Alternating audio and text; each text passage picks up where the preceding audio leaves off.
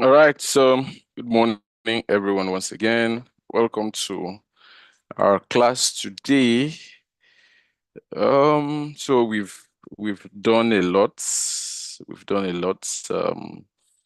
Of course, over the last 4 classes, we've been talking about HTML. Just a recap. I always like to recap in the new class, just for the benefit of those who may be seeing this for the very first time. Just do a little recap in 5 minutes, and we'll just go straight to our CSS, what we have today. Right, so these are code that we have been working on since the class began. And let me try to zoom in a little bit just for the explanation.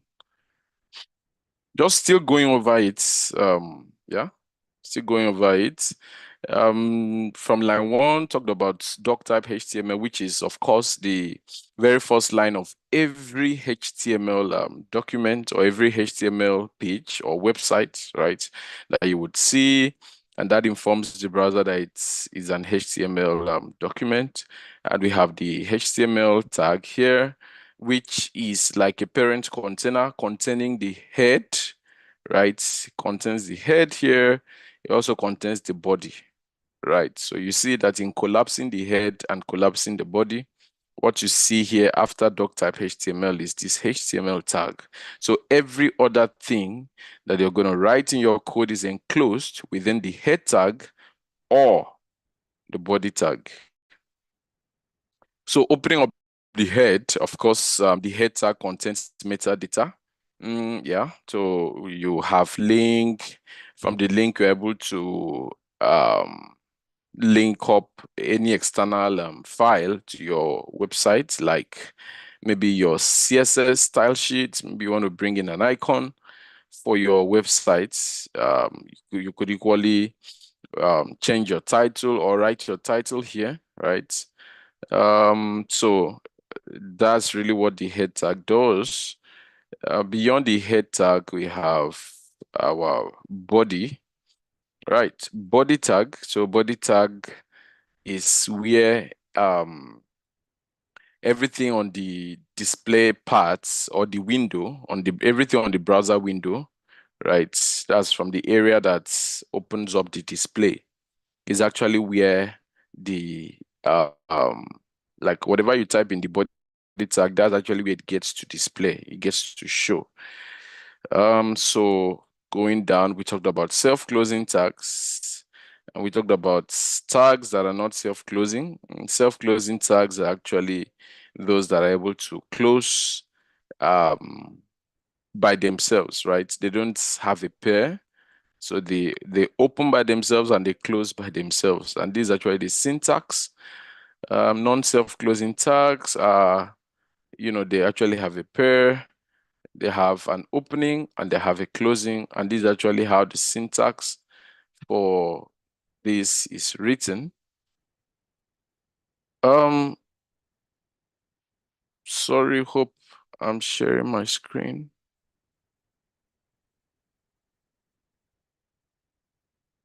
Yes, yes.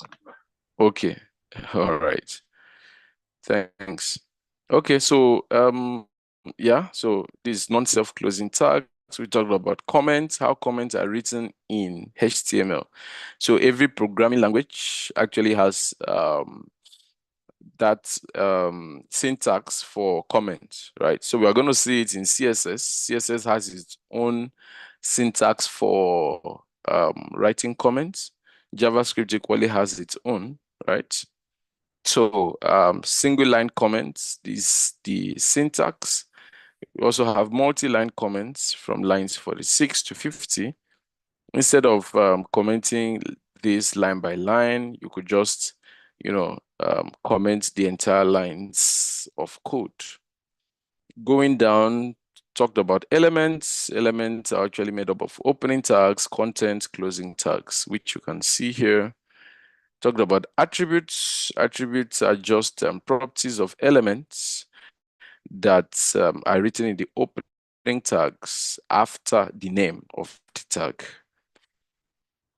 there are a lot of attributes, and it actually depends on the elements. So some elements are able to take some attributes, some do not. Yeah. So this image has its own attributes, as you can see: src, alt, title, width, and the rest. We also talked about embedding a YouTube video. So for instance, you are working for a client, and maybe the client has some videos on YouTube and would like them to be embedded on their website. This is, we had done that in our previous class. So you can check out the video if you do not have it. So we talked about working with multimedia, bringing in audio, right? You want to bring in audio to your website. This is actually how it's done. Yeah. You also want to bring in a video. This is exactly how it's written. Going down, talked about text formatting, the different tags you can use for text formatting, block quotes, superscripts, italics, emphasize, strong emphasis, that's like subscripts, and span. We also talked about using lorem to generate dummy text, so that you don't really have to crack your head about maybe text to write. Maybe you don't have the text handy, right? Yeah, so talk about inline versus block level elements. Inline elements to be elements that take up just as much content. It takes up the width of its content, right? While for block level element, they actually take the width of its parent elements. Okay, so we talked about HTML forms. And of course, we demonstrated that with the contact form here. You use a form tag to be able to create a form element. And within the form tag, so the form tag acts like a container, right? So it contains label inputs, and what have you. Talked about different types of input types: text, number, email, password, checkbox, radio, and dates. We also talked about text area. Okay, right. Then on line 190, we talked about tables, right? Tables actually start with table tag. And just to expand this, within the table tag, of course, you have table rows. So like I said, tables in HTML are actually written from left to right. And what is going to form the columns are going to be the TH. So table head will form columns, and table data will equally form columns. That we talked about extensively in our previous class. All right. So yeah, so going down is still part of the tables. Lists. That was the very last thing we talked about. HTML lists. That we have two types. We have unordered lists and we have ordered lists. Then I gave an assignment that's, use the HTML select tag to create. So I said to come up with, so let's say to create a drop-down list of 20 tech fields, and the drop-down should be submittable to a backend URL, just a dummy, to a dummy backend, right? So you just formulate any backend URL and use to submit the form. So the form is actually going to have a drop-down. So whatever the user enters in the drop-down is what when you click on submit, it's going to pick that and submit to the backend. All right. I talked about data, that this is the format of data that goes to the backend, especially when entering forms and the rest, right? When user enters data at the front end, it's actually taken to the backend through JSON. That's the format, JSON. So we'll talk about JSON more in JavaScript. I think I also demonstrated what a JSON file looks like, or format looks like. So JSON, I think by default, JSON is stringified. So let's say you have name. Just to demonstrate, name John, for example. Then you have maybe birthday, right? So birthday, maybe, I don't know, say 12/12/1990, for example. So this is just JSON, right? This is how data from the front end gets sent to the backend, and the backend receives it, passes it, and is able to make use of that data. So we talked about embedding maps, which is, we demonstrated that in our previous class. All right, so we're going to CSS today. CSS, what does it mean? Cascading style sheets. Cascading style sheets. So let me just type it somewhere. Maybe after this list, just here to say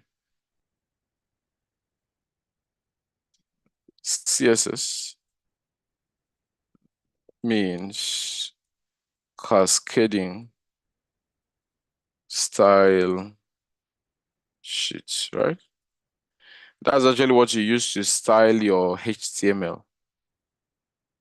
Okay, so there are types, there are three different ways, right? So three different ways.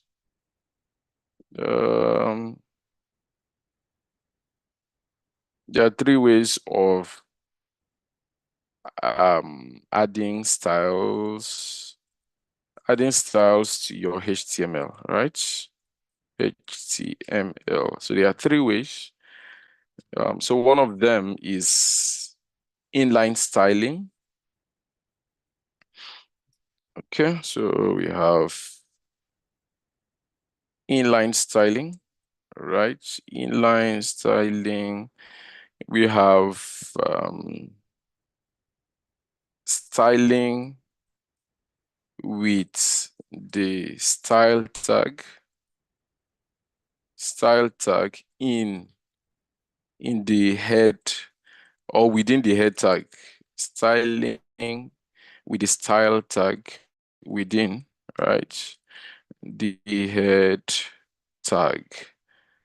So we also have the third one is, okay, let me put this on different lines so it's gonna make sense that way. So number one, inline styling. Number two, styling with the style tag within the head tag. And three, we have using an external style sheet, right? So these are the three ways of adding styles to your HTML. And I know that in the course of teaching HTML, of course, we've been able to demonstrate inline. We've been able to demonstrate inline styling.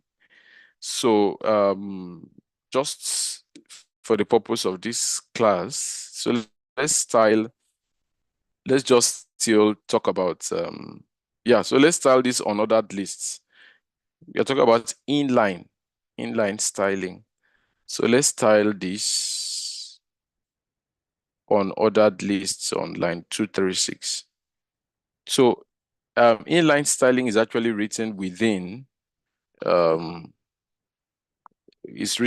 the opening tag. So let me see, inline styling using the style attributes, right? So you actually use the style attributes to achieve inline styling, and that is done within the head tag, right? So, oh, sorry, that's done within the opening tag, I mean to say, of an element. So here is an opening tag on line 236, and we want to bring in an inline styling. So what do? We just give space and we bring in the style attributes, right? So within the style attributes is where you write your styles. And you can write, sorry, you can write as many styles as you want. Okay, so we have H3. So let's say, what do we want to do? Okay, so let's talk about, let's modify the font size. For example, maybe font size, we want to make it 24 pixels. What else do we want to do? And remember, this is the syntax, right? So let's start again. This is the syntax. So you're going to have a style attribute, then an equal to sign, then you have an opening quotation mark, then you have a closing, right? So where do you actually type your styles? You type your styles in between the opening and closing quotation mark, right? So let's go. Font size, then after the name of the style, right? So let's look at it like a key value pair, right? So let's say font size is the key. Then you have colon, right? After colon, then you have the value. So font size, what font size do we want to give? So let's say 24 pixels. 24 pixels. So if we want to add another style to it, what do? It's actually separated by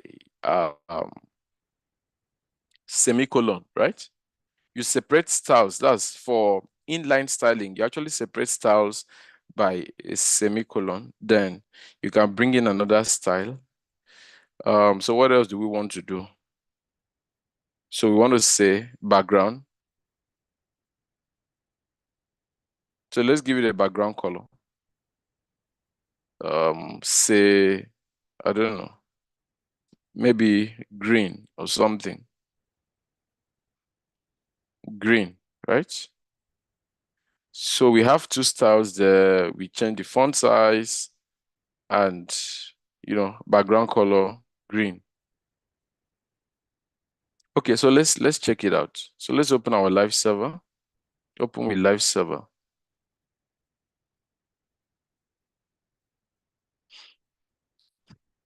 Okay, so let's scroll down.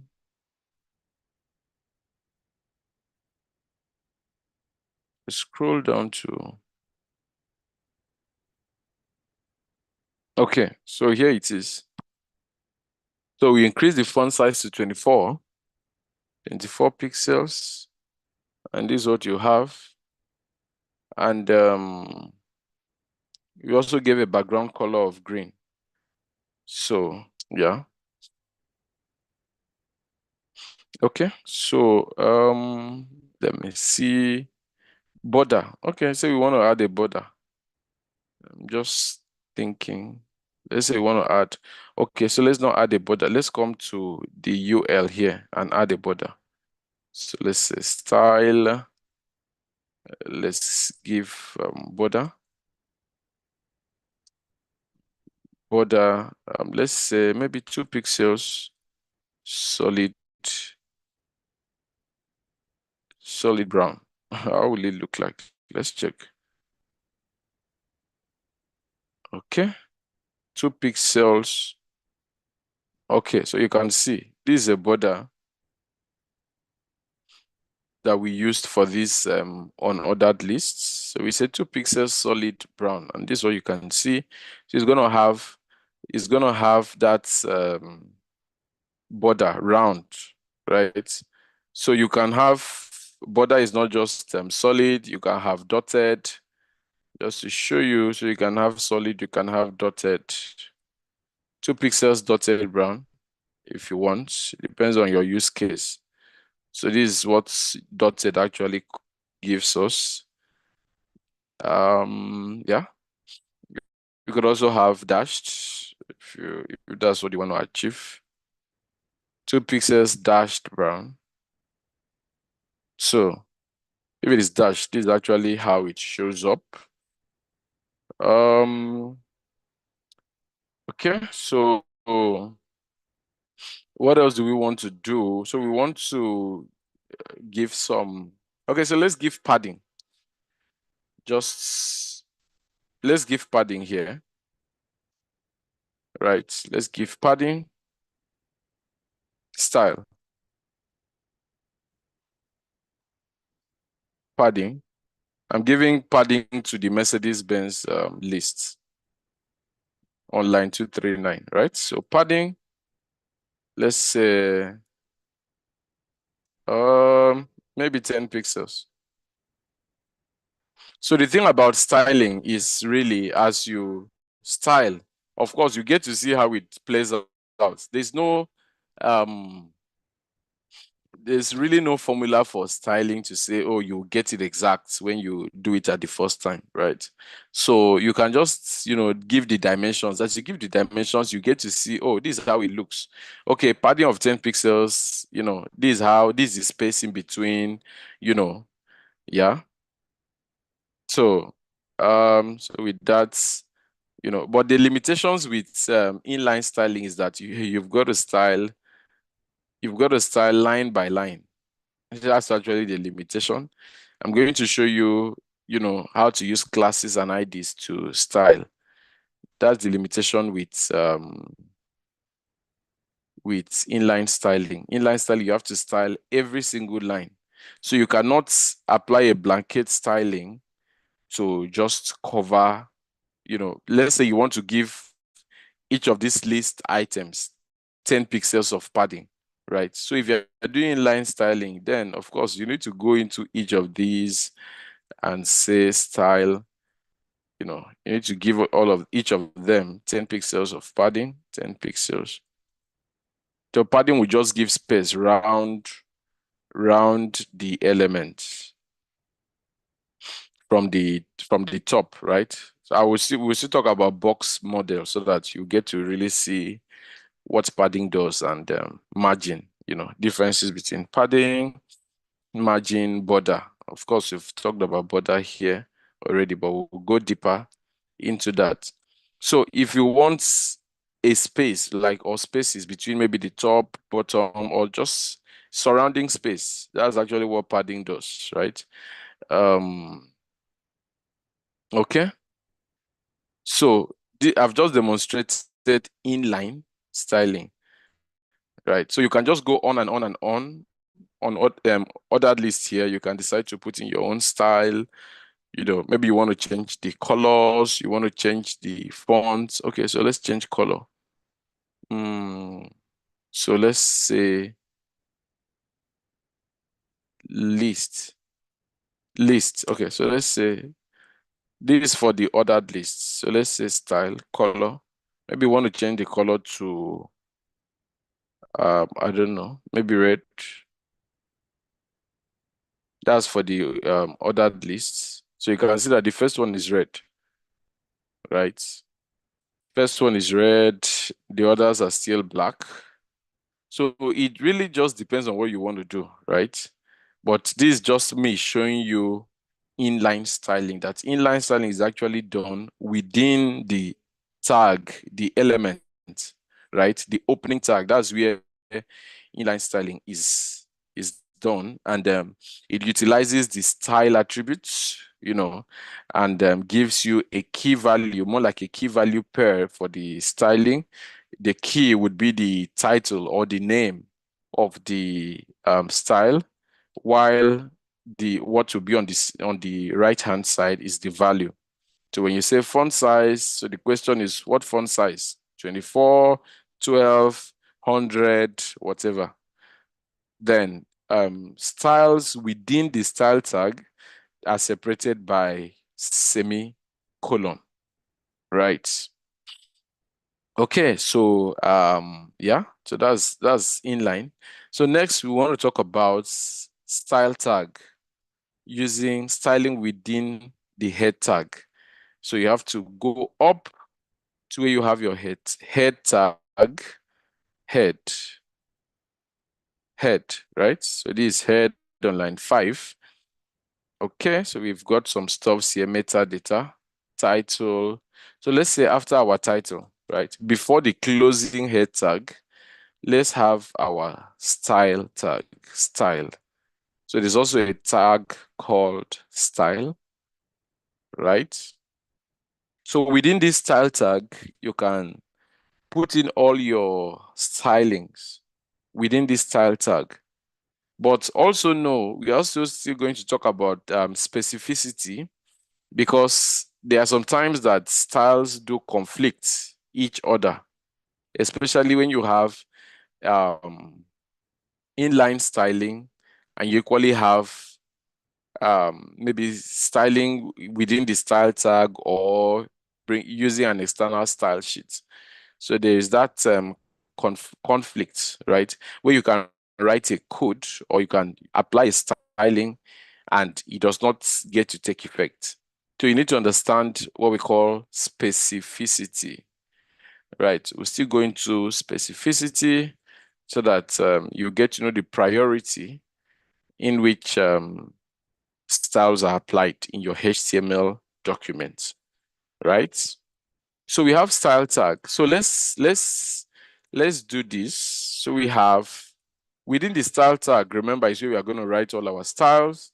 So we can say, okay, we can say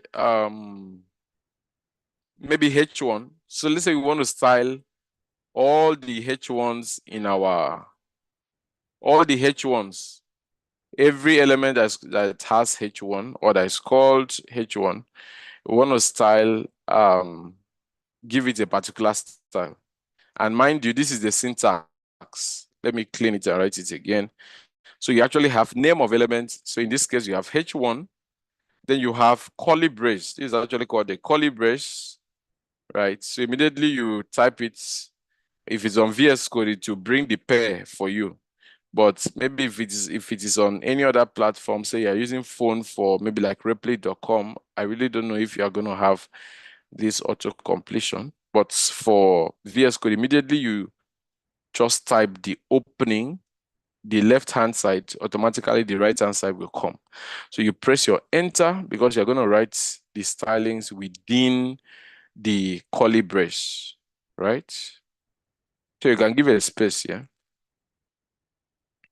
So why it is currently showing this, is more like underlining H1. That's because we've not written anything inside. And it's not advisable to leave empty. Of course, you can see here from VS Code, it said do not use empty rule sets. So do not use empty rule sets means don't open up a style with or don't leave a style window empty, right? So don't just write a tag, or you want to use an element, or you want to use a class or an ID to style, and you just leave it blank. So it's better you delete it. If you don't wish to put anything here, it's better you delete it, right? But if you're not deleting it, then you need to put in something. All right, so let's say H1, we want to work on the color. So color, maybe we want to make all our H1s to be blue, right? So this H1 is going to select every H1 in our code.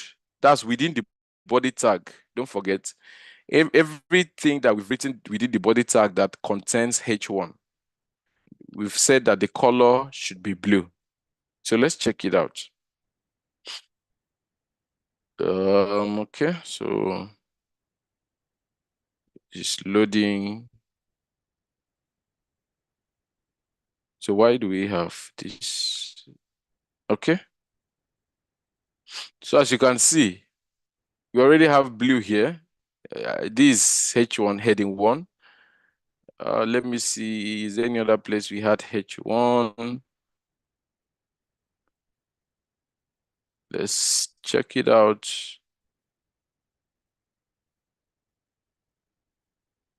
Oh, we didn't have much H1s.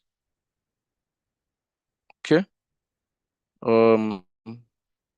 Okay, so let's do this. So let's say H1. So you can equally combine elements and style or attributes. You can even style attributes. But let me show you. You can combine. So let's say H1, you say comma, maybe H2, comma, H3. Maybe you just want everything H1, H2, H3. You want all of them to have the same styling. So you can do something like this. Just use comma to separate them and give it whatever styling you want, right? So this helps you. So instead of going into your code, like your HTML, to say, to apply inline styling, and anyway you see H1, you begin to put in style and, put in your style, go to H2, style, put in your style. So with this style tag, right, you're able to just do this. You can just say H1, H2, H3. You want all of them to have color blue, right? So look at it. So this is H1, H2, H3. So they just have color blue. If we have any other H1, H2, H3, they are going to take up that color blue. Let's check. Do we have? Yeah, so we have another one here. Types of cars, beverages. So with this, you're able to achieve that, right? So with one line of code, we are able to style as many elements as possible, right? So this is actually called grouping, group styling. So let me just comment here to say that this is group styling.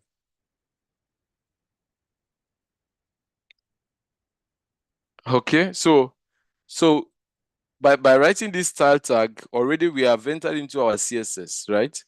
So HTML comment is not going to work. Like HTML comment syntax will not work.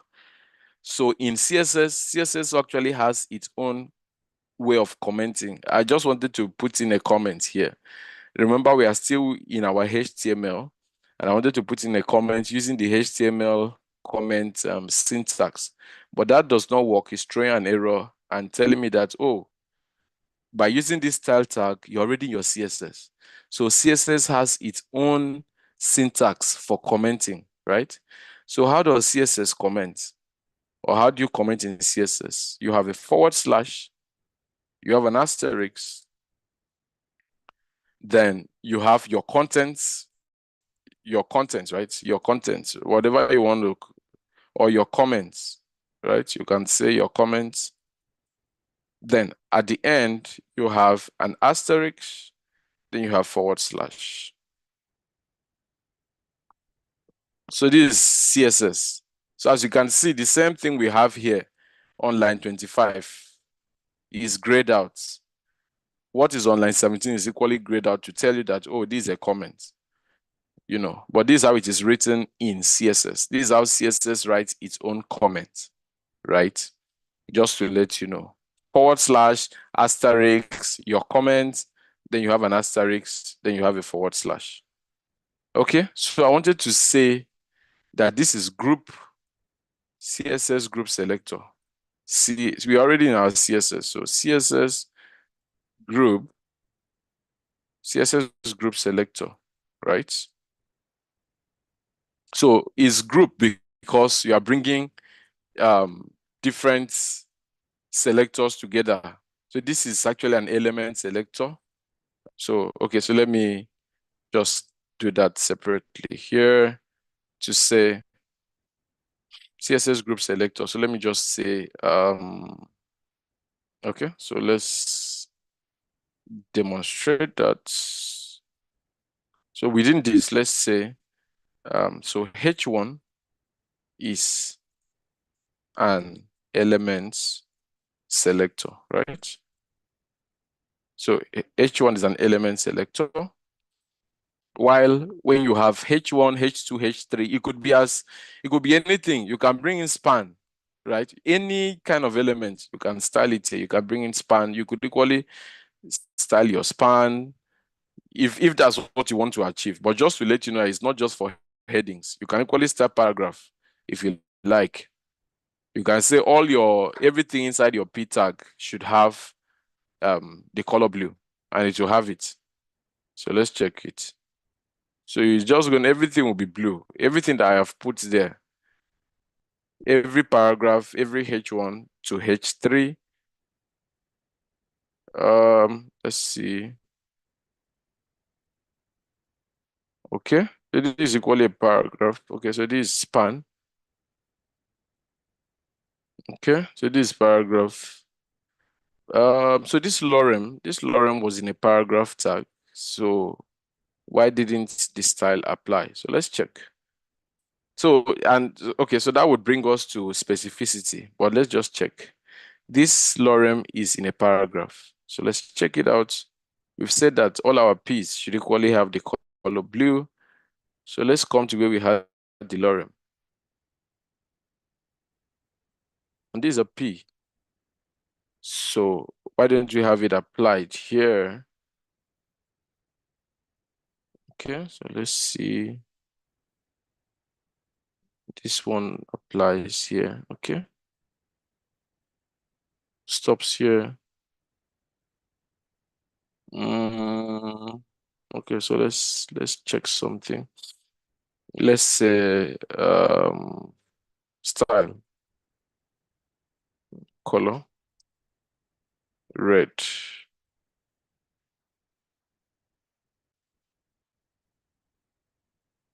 Okay. So you didn't take up the color red. Okay, so so what I want to do, let me take out these block quotes. Let's take out these block quotes for a moment. And where does it end? It ends here. Let's take it out for now and see. Okay, so okay. So this is still part of the programming because you know, many people run away from CSS because CSS CSS is you really need to understand the rules in CSS. You need to understand what's happening. Let's say we apply the styling. We said let the color be blue initially. It did not turn blue. So we had to go and check what's happening. So it turned out to be that, oh, there was a block quote. So with that, already you've learned that immediately you have a block quote. Whatever you have within that block quote text is actually not going to take the entire styling until you come to the block quote and give it its own styling. Okay, so I have a chart here. Let me see. Okay, your P elements changed blue. Interesting. Okay, so mine didn't change to blue. And I hope you had your block quotes at the beginning here. All right. So, but let's check it out. Everything has changed to red, but let's still check. Let's bring back our block quote somewhere. Let's say, let's come here and bring in our block quotes. Block quotes, right? So let's bring in our block quote here and maybe stop here, for example. Let's close it here. Block quotes. So let's see. I want to see this text, the text within the block quotes. Let's see how it turns out. So you can see immediately. So already this is a learning point, right? Immediately it encounters block quotes. Every other thing below it within that paragraph tag would not be able to take up that styling. You see, so that's why we had that issue the other time. So so with the block quote, immediately it meets block quotes, the styling just stops there. And then, but within the block quote, you can style, right? Within the block quote, you can style. So let's say style color. So let's say color brown, for example. Let's check it out. What happens? Okay. So already you can see that with the you can style within the block quotes, right? We want the block quote to take a different color, or even though you want the block quote to still take this same color, right? You want the block quote to take this same color. So it also means that you can actually also still put the block quote outside the paragraph tag if you like, right? So what I mean is, instead of putting this block quote within this, you can come out outside this paragraph tag. You can have block quotes, just say block quotes. Maybe you want to just write whatever you need in that block quote. Maybe lorem 50, for example. We want to just generate 50 words.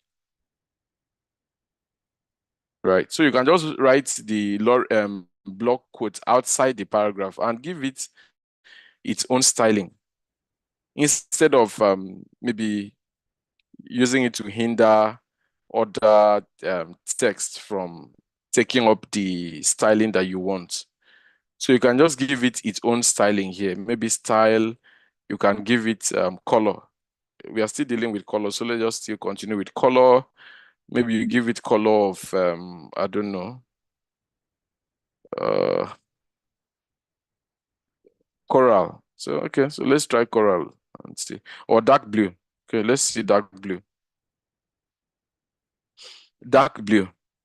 Yeah, so you can actually write your block quotes externally outside the paragraph so that it does not hinder the styling, because as you can see here, everything after this block quotes, this one, the one that has this brown, everything below it is not able to take up this same styling here that we gave to it to say, oh, give us a color of red. You understand? So it has actually blocked all of this. So you can separate this block quote and put it somewhere else outside the paragraph so that whatever styling you are giving to this paragraph, everything is going to take the same style, right? Okay, so yeah, so we've done that. But now I want to show you how. So now, still on specificity. Okay, maybe I'll just bring in specificity a little bit at this point, just to let you know that inline styling takes priority over um, element styling or any other form of styling, right? Inline styling will take priority over, let's look at it, over what? Over group selector styling, right? It's going to take, because we said P should also take color blue, right? But here, what is showing is color red. Why? Because we came to this tag in particular to tell it this particular paragraph, all the content that is here, give it color red. So we went up in our head tag to say all the P's, make them red color. Sorry, make them blue color. But as your HTML file, continues to apply the style, when it gets to this point, it's going to see that there is an inline styling here. So the inline styling is going to take priority, right? So it wouldn't allow the blue color to be applied, right? But if you take out this, style, color red, if you take it out, you see that the blue color will apply to this lorem. So just to let you know that sometimes, maybe when you make your styling and it's not showing or it's not applying, you need to go and check, do I have an inline styling? If you have an inline styling, then possibly what is in that inline styling is taking priority over whatever stylings you are applying. So if we take out the inline style, we are going to see that this color would become blue. So you can see the P automatically would take the blue color because there's no inline styling again, telling it, give it this color. Just to let you know. Okay. So this is where we are. Yeah. Element selector. We have CSS group selector. So next, let's talk about IDs. IDs and classes. IDs and classes. So you can actually use an ID to style. So let's go into our code and okay, so let's stay on line 66 that we have a paragraph and we actually have H1. So let's give it an ID. So on line 66, we are saying an ID. So the name of your ID is actually dependent on you. It depends on what you want to, or most likely it should be related to the content of whatever is in the element. It should be related to the content. So that's going to help you. It's for you. The naming convention of this ID is for you. It's just to help you, right? So if you have a lot of paragraphs, you can just decide to say paragraph 1 in your ID, right? So this is a paragraph. So in your ID, you can just give it a name and say paragraph.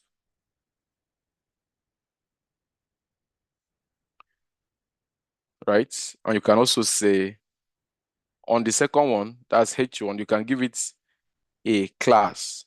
Or okay, so let me do this. Let's do this class. So the CSS is actually very tricky, and you actually need to understand what can influence what or what can hinder what, because it's very important. So let's say you have a HTML element called paragraph, right? Or called, yeah, paragraph P. Then you have an ID of paragraph and you have a class of paragraph. You can give the same name to the ID and class, because when you go to style it, there's going to be a differentiation, right? So IDs are styled with an hash, classes are styled with a dot. So I think let me write that out. So we say, so IDs are styled with an hash, while classes are styled with a dot. I can say dots with a dot, right? So remember, we've given an ID to line 66. We have an ID here, paragraph.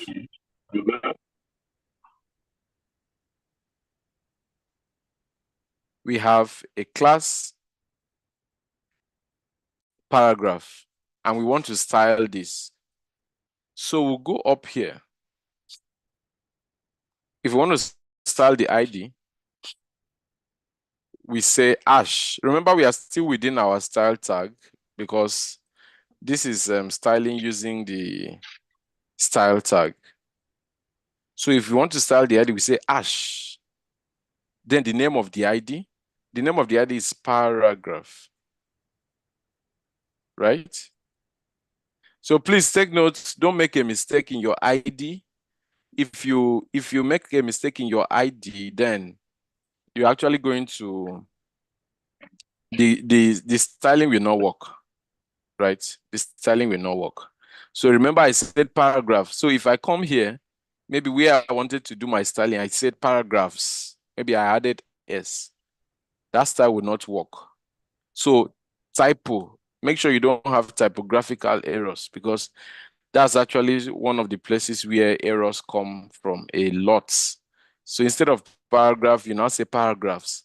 So what you may even want to do, just to be sure that you are not making any mistake, right, is you can come here to the ID, to the name of the ID, and copy. You just put your cursor, select, and Control C. You copy it. You go to your site, because you don't want to make any mistake. Because if you make a mistake, your styling will not apply, and it might keep you for some time if you don't find out on time. So since it's an ID, you just say hash, then you drop it, Control V or Command V, then you open up your curly brace. Then from there, you start your styling. All right, so I saw your hand, Daniel Okuli. Yeah, so does indenting has any effect on our coding? Because I've been seeing a lot of indents. Does it have any Does effect? what? Indenting, like the space in front of the line of codes. Yeah, indenting. Yeah, indenting actually is for you. It just makes it readable for Okay. whosoever opens your code, right? It makes it So no matter readable. the position, does not have any effect, right? No matter the position, it will work. Like if I start here, if I even have my paragraph here and I have the closing here, it will still work. Okay, let me show you Okay. so that Okay. you would see. But it does not look, if you look at it, it does not, if you indent it, it will make more sense and look nicer, right? And it helps you to also know the structure, right? So you can see line 3, HTML, line 5, head. So it's telling you that when you see something like this, it most likely tells you that, oh, head is under the HTML tag, right? It's under, because it has been pushed a little bit inside. So its indenting is important. Yeah. But even though we don't indent, it will still work. But just for readability and, to just help you organize your code. Okay. So, yeah. So all right. So paragraph, paragraph. So we are still, okay. So let's do fonts. Let's do fonts now. So fonts style or font size. Say what font size? Maybe, I don't know, maybe 28 pixels. So font size 28 pixels. So if you look at here, let's go up. So where is our paragraph? That's taken the 28 pixels. Is it this first one? Is that 28? Let me see. So that should be it. So let's check. Is that really 20? Oh, 28 pixels. So instead of px, I actually wrote x. So you should watch out for some of these. Yeah. So 28 pixels. Yeah. Aha. So you can see now it has come up to 28 pixels. This is a paragraph. This is it on this line. Right. If you increase it more, just to still be sure, let's make it 48 to even be bigger. Of course, you can see. So, so that's an ID. So with this, it means what you can do here is that anywhere you want the font size to be 48 pixels. If it is only 48, if it's only font size that you are increasing here, and maybe you just want that anywhere you have, like you want maybe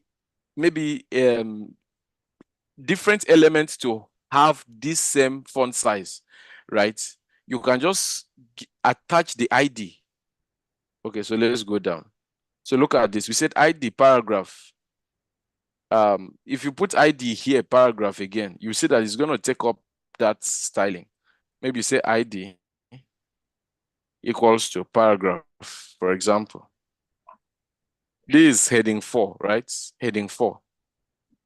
So let's see. This is heading 4. So you see, heading 4 will just take up 48 pixels. So anywhere else I attach that ID will just take, it will take whatever styling is whatever styling I defined in the style tag for that ID. It will take up that styling, right? So whatever I had put in there, whether I had also given background. So let's say within this ID, I say font size 48 pixels, then I said background. Maybe I said background color. Maybe cadet blue. Let's use cadet blue. Don't know how that looks. So you will see that, yeah.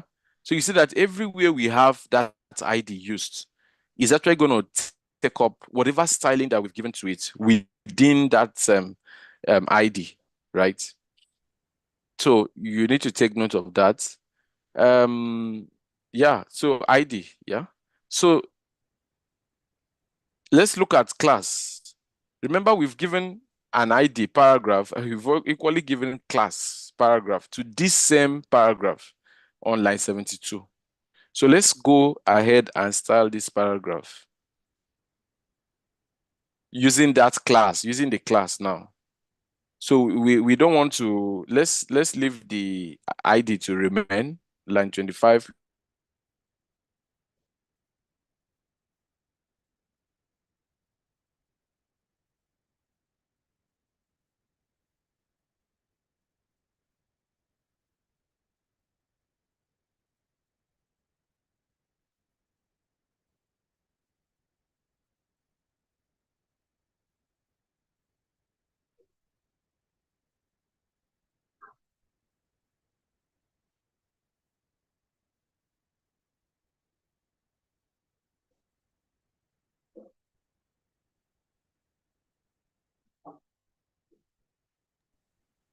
We can hear you.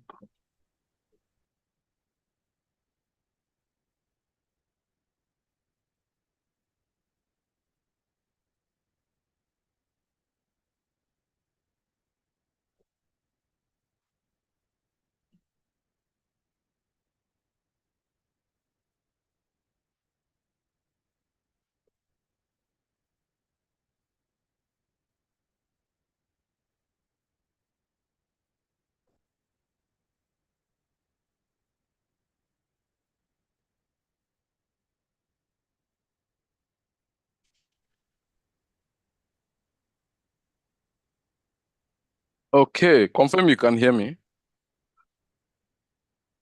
Yes, we can hear you. Yeah, sorry, Yeah. my network took me out for a while. Yeah, so we'll just go ahead.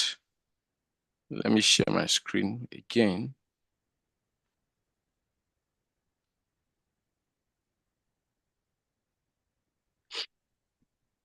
All right.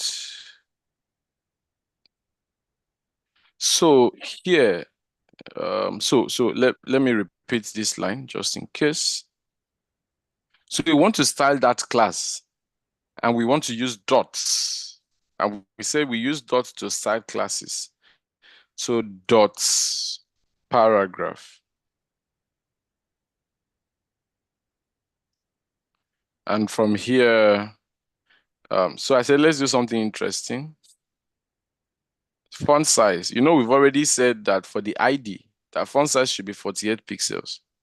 So what if we come here and say font size should be 60 pixels?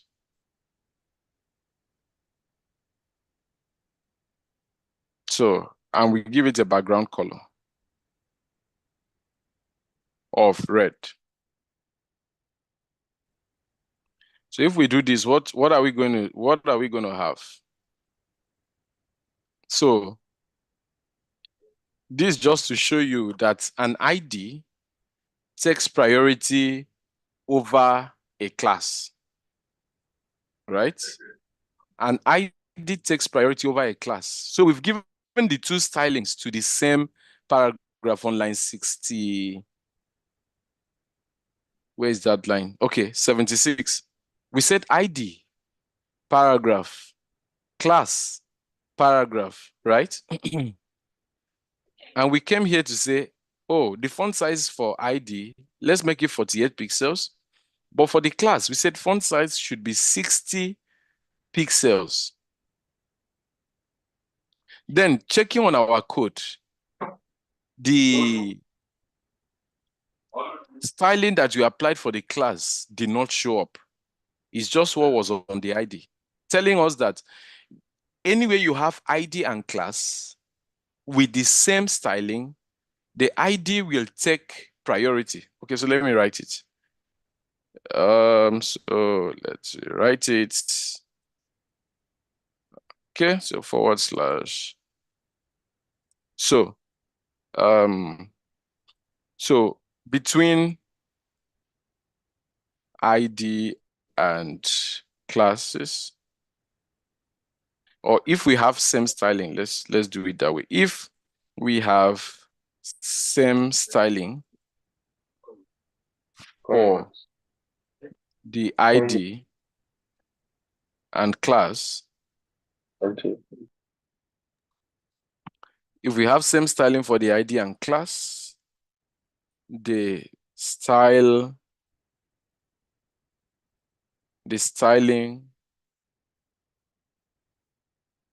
for the ID will apply. For the ID will apply, right? So if we have same styling for the ID and class, the styling for the ID will apply. Okay. So what if we didn't have font size 48 pixels? If we didn't have font size 48 pixels, that's for the ID, right? It is the font size for the class that will show up.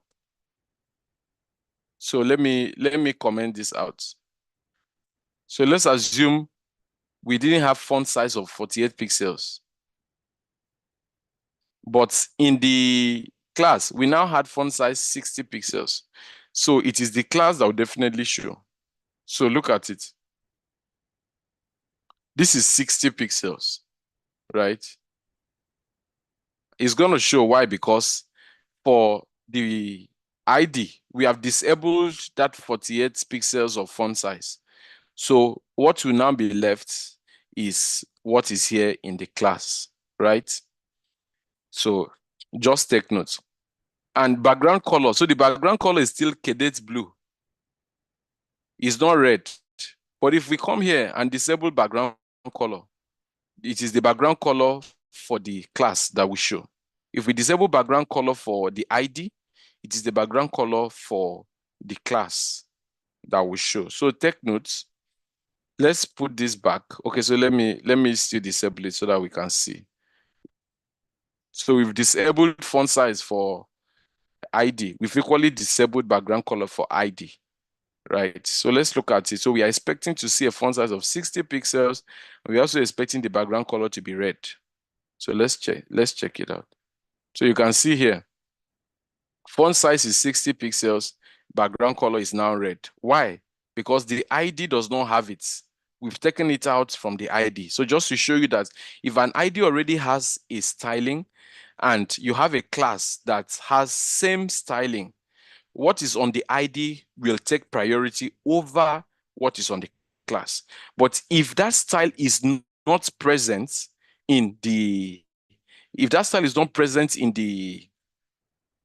ID, whatever is in the class is what will show, provided you applied the class and the ID to that same element.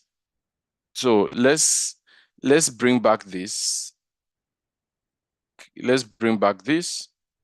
So you see that in the ID, we have font size 48 pixels, we have background color cadets blue, and in the class, we have this and this. So what if in the class, we now have a style in the class that was not present in the ID? What happens? So let's say we have border, maybe 4 pixels solid gray. gray. 4 pixels solid gray. So what's going to happen? So you can see what is in the class will show. Why will it show? It shows because in the ID, we didn't have anything like border. So what is in the class will definitely show. So just look at it like, okay, what is common? What is common between these two? If it finds similarities, it's going to take the ID, what is in the ID as priority. Then whatever is not in the ID that is in the class is actually going to show. Right. So, but in all of this that we are doing, if we still go to the same paragraph here, remember, we've given it an ID paragraph and we've equally given it a class paragraph. So what if we come to this same paragraph and we give an inline styling to say font size? You know, we are still working on font size. Let's keep working on font size so that we'll be able to see the difference between the three. So we say font size, maybe, let's say 12 pixels. So now we have font size in 3 places. We have font size in the inline styling, which we use the style attributes to achieve. We equally have font size in the ID, which we have it in our style tag. We equally have font size in the paragraph. So one is 12, the other is 48. 48 up here, right? We've already done that here. So 48 up here. Then the third one is 60. So which one is going to show? Before I check, I just need someone to respond. I don't want to open, but I need someone to, if you've been following up, just need someone to, you can put it on the chat or you can unmute.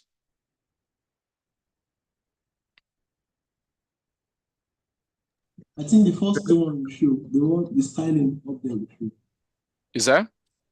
I think the styling up there, like the first one, will supersede the Which first one? Be specific. Is it ID? Is it class? So just call it by their names. Is it ID? Is it class? You know, this is ID. Ash is ID. Dot the is ID, class. the ID will overshadow the inline styling. Okay, so does anybody have any other opinion? You can drop it in the chat if you don't want to speak.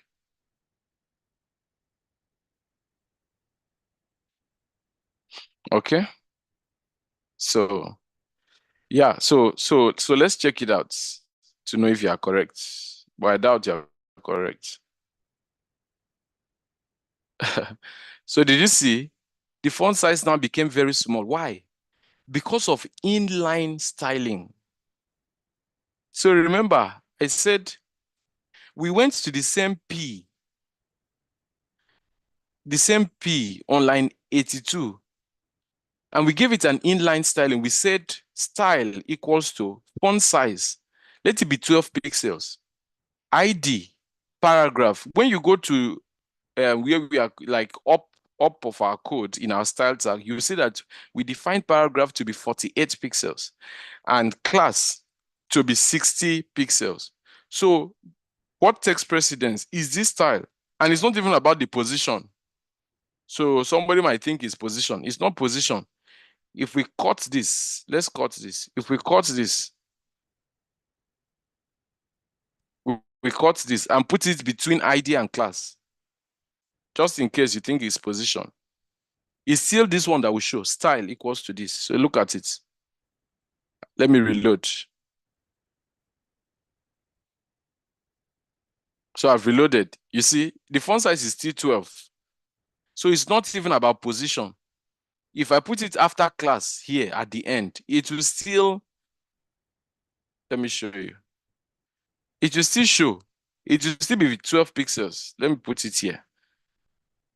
So it's not about position that, oh, which one is first, which one is second. So look at it. It is still 12 pixels, as you can see. So just remember and don't forget, because, you know, while coding, of course, you're going to encounter stuffs like this, especially in your CSS. You're trying to apply a style, but the thing is not working, and you are just like, what's happening? What's happening? Maybe you've applied an ID already, and you're not trying to make and you've equally applied a style, a class, and you now want to go and style the class like you want what you are styling in the class to show or to apply to your HTML document or to your HTML element. Meanwhile, you've already given it an ID. Or maybe you are styling your ID, but meanwhile, you've already given it an inline styling. So you need to take notes. Inline styling will always supersede ID, and an ID will always supersede a class. So I've talked about inline styling, I've talked about ID, talked about class. So, but what's the difference between an ID and a class? So you can already see from here, from VS Code, that an ID defines a unique identifier, which must be unique in the whole document. Its purpose is to identify the element when linking using a fragment identifier, scripting, when applying like JavaScript and all of that, or when styling with CSS. So your ID should be unique. What can be repetitive can be class. You can have, so what I mean is that, so instead of having ID paragraph and ID paragraph, right? So you can have, so instead of this, normally what you should have, it will still work, but what you should have is class. So if you want to have it repetitive, then have it use class to make repetitive. So you can put class here, put class here, if you like, put class here, put class here, and allow ID to just be paragraph, right? That's just for this. Let's say you want to style another paragraph. You can give it another ID, maybe paragraph 1. So, but you should make your ID unique. That's really what it is. Different between ID and class. You can have as many classes with the same name as possible. But for an ID, you should have just one ID with that name.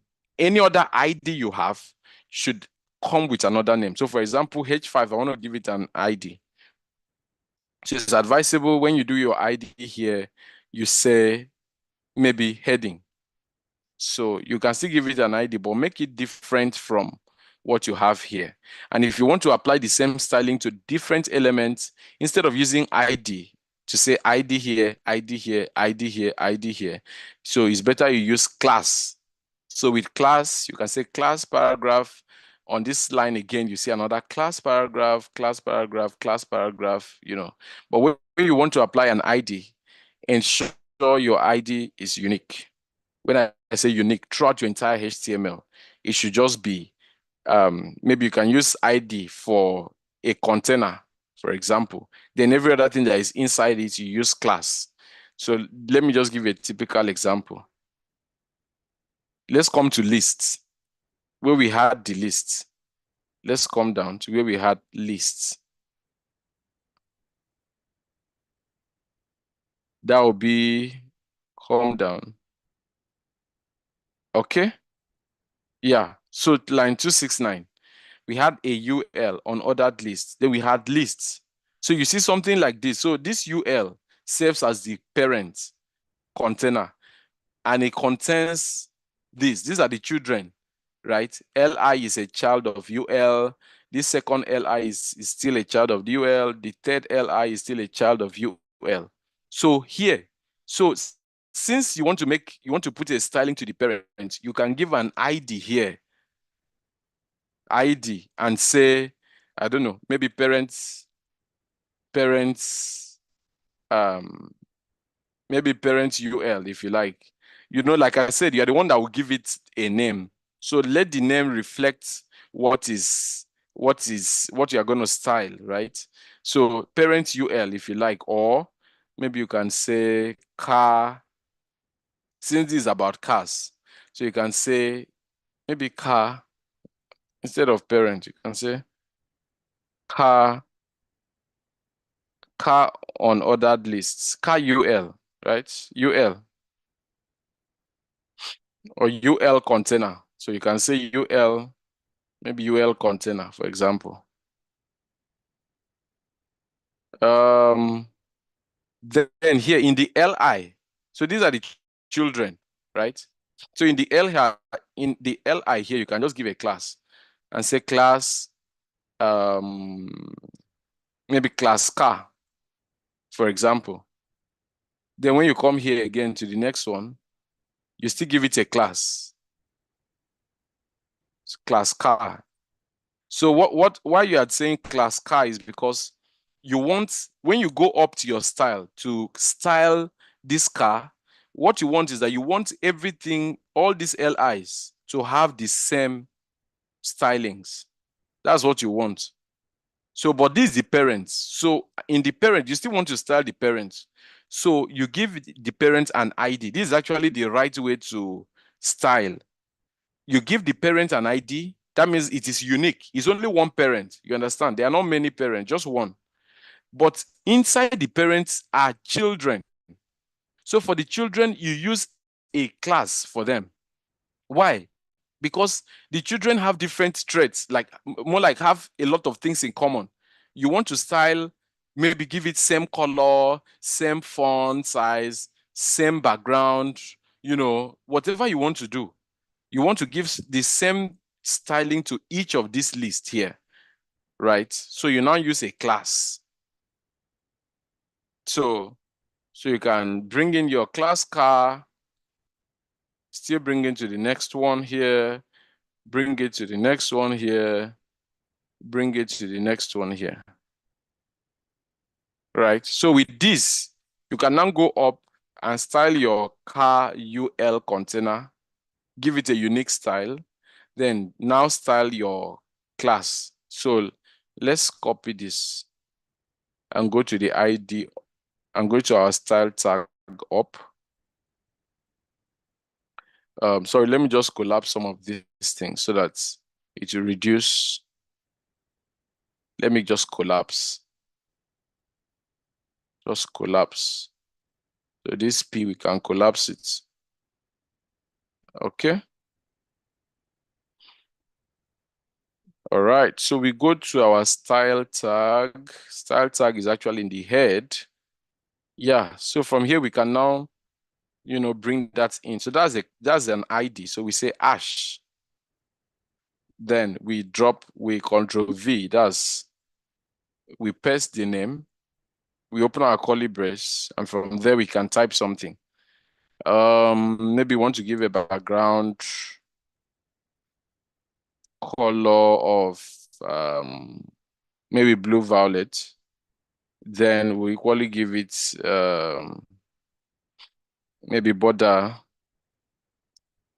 of maybe 2 pixels solid. I don't know. Solid what? This is the border. So brown. Let's say brown. So this is the ID. So you want to style the class. So class is dot cars. So remember dot cars. Maybe we want to give it the same, so we can say color. So maybe we want the color to be, want all of them to have like I don't know, any color like yellow, just for demonstration. Okay. So when you see this, what are you going to have? Let's see. So why do we have red color for all these headings? Let's check. I think we're dealing with cars, not what you're dealing with is down there, it's not up there. Okay, so let's go down. Cars. All right. So this is where we have cars. So you can see that we said background color should be blue violet and the border should be brown. So, but inside here, I think we styled the colors for these cars. So why are they not showing? We gave them a color of yellow, dot cars. So was it dot cars or dot car? Let's check. Okay, so this is it. Okay, so you see, car. So I'm the one that made the mistake.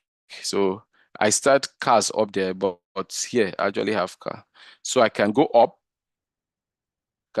here and remove that S for cars, and just have car. We have color yellow. So of course, you see, all of them will take up that color, right? But for me, that method looks long. That method looks long. Let me show you a shorter way to achieve that styling. So let's say you don't want to give so what we did was we attached, let's see, let's go down. We attached class. We said class car, class car, class car, class car. We had to be putting it on every line, right? So what if we don't want to do this line by line? So let's delete this. So let me just show you another way to delete this quickly, just a shortcut. So you just select, we want to delete all of this. You want to delete class car, class car, class car. So after you select the first one, so the next one is, you are going to say Control D, right? Or your Command D if you're using a Mac. So Control D, so you press the first time. So what you've seen is that my cursor has entered the next line. You press again, it enters the next line. The next line where it finds something similar that you selected, don't forget, right? You click, you type again, it enters the next one. You type again, the next one. So with this, you can delete all of these at once instead of deleting line by line. You understand? Because they are similar. So you just press delete. Can you see? Just press delete once, then maybe again. Everything deletes at once. So the command is Control D if you're using Windows. If you're using Mac, Command D. Just to let you know, these are some of the shortcuts that if you know is going to help you to be faster in your coding. So we don't want to say class car. We just want, is there no way to, this is a container and these are children. Is there no way to target these children and give them one styling so that all of them will take it up? So that's where we are heading to now. So let's go. So let's go up. So here, so remember we had .car. So let's comment this out. Just comment. So comment is that you just select. What I did was I selected everything. Then I said Control and /. Control /, right? Okay. So so let's do something. UL, right? Remember, it's an unordered list. That's the parent. So we said target the child or children called list. So let's see how this plays out. We are targeting all the children and we are saying just give it color of yellow. Just give us a color of yellow. So remember, we've removed all the cars, all the class, and we have just this. So what are we going to have? So do you see?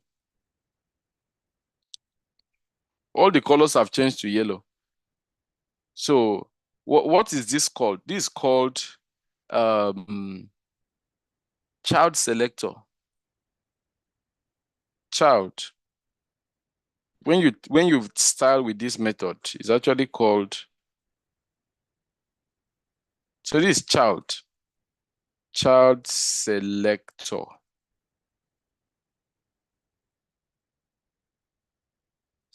So do you see? You just bring in an arrow. So in fact, if you look at my VS Code, just look at it. I'm hovering over this sign, this right angle bracket, right? And it just shows me that, oh, this is the structure. Do you see that you have UL? So it says where the parent is UL. That's what I'm trying to do. Where the parent is UL and the children are LI, list. So anywhere it is found in my HTML, the color will change to yellow. So if I have any list here, let's bring in another list. Maybe in this point, at this point, I say UL, for example, right? And between inside here, I said LI. And I said maybe list. What do I want to list? I want to list maybe phone accessories, for example. So I can say headsets. What else do I want to list? So we can say charger. Okay, so a phone will have a charger.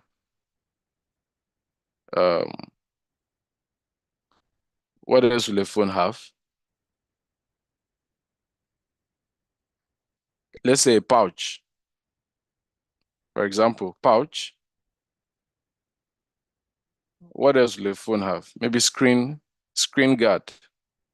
Okay, no, let me put in a list, LI. Maybe screen guard, right? So let's check this out. Let's go up.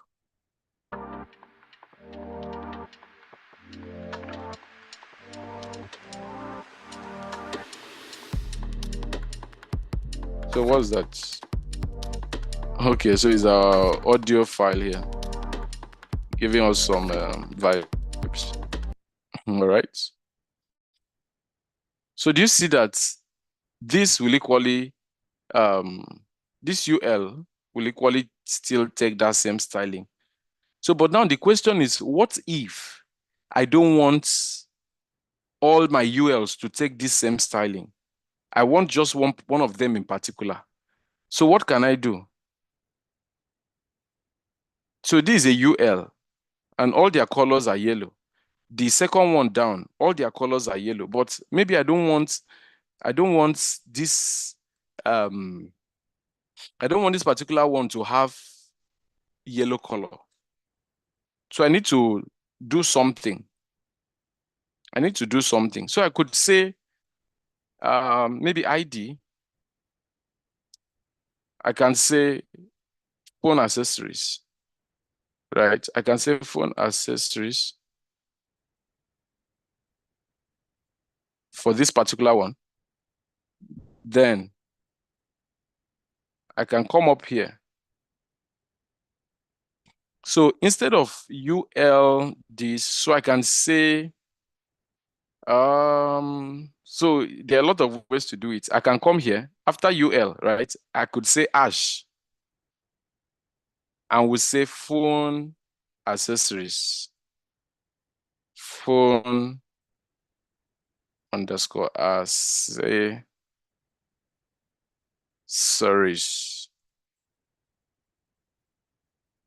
right?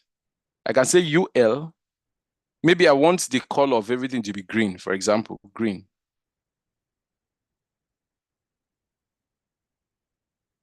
Then remember the previous one that we wrote. We said UL, this LI. Then we said color yellow. That's what we said initially. Don't forget. So, but now we have two lists and we don't want all of them to take yellow, right? So we can come here to say, we can add an ID here. So this ID is going to differentiate or separate this UL from the other UL down. This other one here. This other one here. This other UL that has an ID of car UL container, right? So by doing this, I'm making it more specific. You know, this line 52, if you even hover over it to check if you are correct, look at it. Can you see? So it tells us that this color green is going to apply to where you have UL on other lists. Then you have an ID called phone accessories. Then you have list items within it. That's where it is actually going to apply. Then if you bring your cursor here, this one just says for any UL that has lists, the color will be yellow. So let's check what happens to these two. So do you see that I've been able to target only the first list to say, no, I don't want all the colors to be yellow. Just give me green. How did I do that? I used the ID attribute. Remember that I said that ID just gives you something unique, right? You use ID for something that is unique, and that ID is going to take priority over class. It's going to take priority over elements selector. Okay, so when I said element selector, don't forget that this is element selector. Anything H1 is an element selector. Not only H1, H2, H2, all the elements that we have in HTML, they are element selectors. H2, whether you have UL, anything element, UL, whether you have P, right? Where you have P for paragraph. All of these are element selectors, elements. Then this group is just that we've brought different element selectors together, right? So we now have CSS group. So even within this, we can even still bring an ID. CSS is broad, it's massive. You can add an ID if you like. You can say as paragraph. Remember, we had an ID called paragraph. You can even bring in a paragraph and add to this, right? You can even bring in a class. I'm just showing you that this is what is possible. Dots, maybe paragraph, and still add to this. You understand? So group is everything that you can style. Just bring it together and say, okay, you want to give it a blanket styling. You want whatever styling you give to it to appear everywhere that the selectors are. However, if you have two styles, maybe the same style up and down. So for example, this paragraph, let's say I had, okay, so paragraph here, and I also have paragraph up here. So what's going to happen? If we have color blue for this paragraph up here, and coming down here, we have color, maybe color red. Up here, we said color blue. Down here, we said color red. So what's going to happen? This is still ash paragraph, and this is still ash paragraph. So what's going to happen? So I expect it to take color blue because that's the first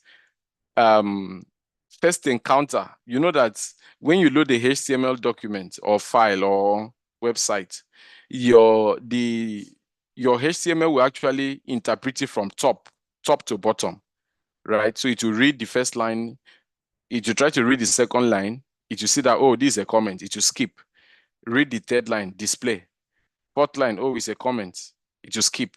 Fifth line, it will display. Sixth, like that, it keeps going. So the very first one that your HTML file encounters is what it will store in memory to say, oh, the color is blue. Then it will see another one here again, say color is red. It will now say, no, I already saw color blue, so I'm going to display blue. So, but let's check that out. Paragraph, so let's see. So let's see, this is a paragraph. Sorry. Okay. So it took up the red. It took up the red. Red is actually the second one. But if we had same paragraph, right? Just maybe another same paragraph, not grouped, same paragraph here. Sorry, I want to check something. And we gave it a color of maybe aqua.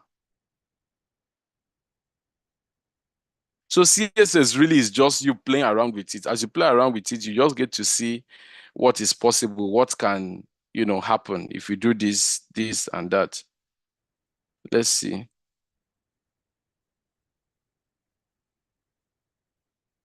So it takes the last, okay. So we have hash paragraph. So it took the last one. Okay. So this is just me just trying to create different scenarios to say, okay, if you have this, what will happen? You can play around with it. You're not even supposed to have to, double styling for a particular maybe ID or class. So, but just in case, maybe in the course of your typing, maybe you're trying to make a particular style to show or to apply, then you have something like this. So what's going to happen? Okay, so sorry, we're talking about UL, yeah, UL, ash, phone accessories, yeah. So this is going to have color of green. This one will have color of yellow. But this one is generic. This line 62 looks generic. So when I say generic, what it means is that any other place I'm going to have a UL in my code, the color is going to be yellow. But if that's not what I want to achieve, I can make this one specific. Remember that there is a on our second UL here, we have an ID of car UL container. So I can just come up with this ID. I can take this ID, right? So we just have a few minutes more. I can take that ID and come here. After UL, I will just say hash. Remember that hash stands for ID. So hash V. So the second one will still be yellow, right? Remember. But now it's specific now. It's very specific, meaning that if I have another UL, if I bring in another UL, even though I don't give it an ID, these two colors will not affect them. It will not be green, neither will it be yellow. It's going to have its own unique color, right? So you need to understand when you are using elements to say, oh, H1, color red. That means that all the H1s on your website will have a red color, but probably that's not what you intended. So just to let you know that there is something called ID and classes. With IDs and classes, you can target particular elements that you want to style and you give it whatever styling you want to give to it so that you will not be confused by any means.